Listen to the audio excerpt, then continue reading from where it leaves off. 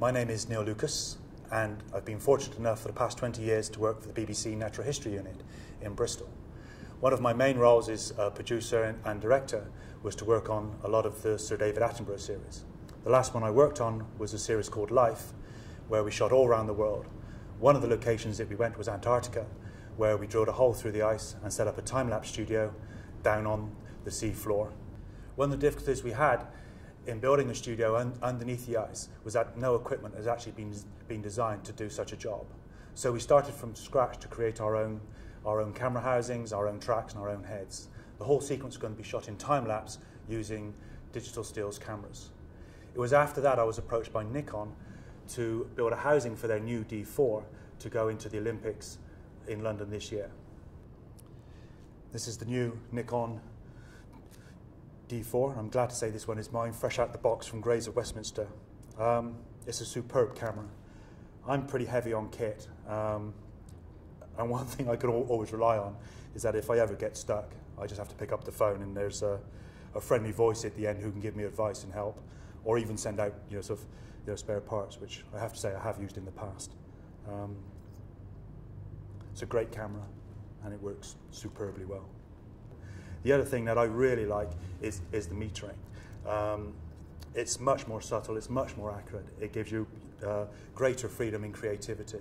But after spending just a couple of minutes handling it and playing with it, looking where all the buttons were, the balance is superb, the way it works is superb, the ergonomics, the design of the buttons, it just works so well. Nikon have obviously listened to its photographers in how they've designed this and brought it together. That was a main influence in the housing I chose. We could have built a housing from scratch, but with all the problems of getting the lens in the right position with the port and all the electronics to make this work, it was much easier to go to a well-established and well-respected underwater housing manufacturer. For that reason, I went with Seagate. And this is the front plate of the housing we've had made. And as you can see, inside you've got all your electronic connections.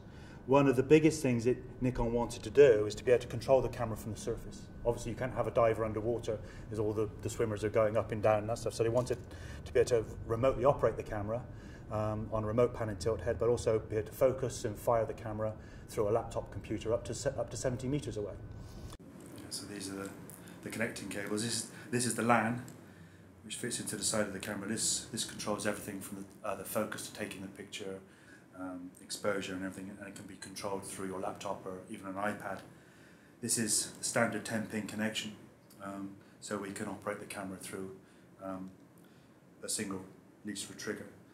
This small one is the power into the camera, so everything the camera needs is power, images out, and everything is controlled from the surface. This is the 10-pin remote connection, so we can fire the camera separately if needs be. The next connection is the LAN. As you can see, it's very, very tight in there for it all to fit. It's rather snug. You don't want too many air pockets in there making it overly buoyant. The camera in the housing itself, once the lens is put on, is slightly negatively buoyant, which is a good way to be. It gives you greater control over the camera itself. So once we've reached this stage, I'll put on the back.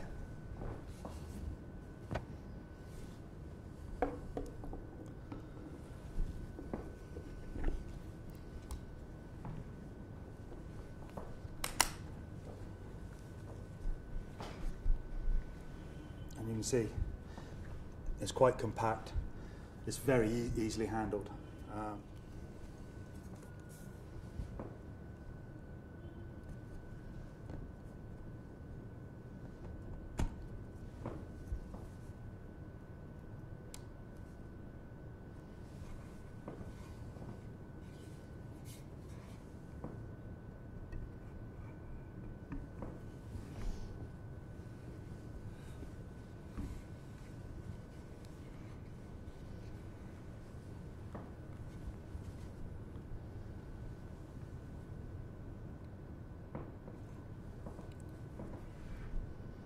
And there it is, as simple as that. This unit will be mounted onto a remote pan and tilt head being manufactured by Mark Roberts Motion Control. This will give the photographer who's using this 70, 80 metres away, greater flexibility in how he gets his shot. Everything works superbly well together, and I think they make a great team, not only for the Olympics, but how we use things and how we do things in the future.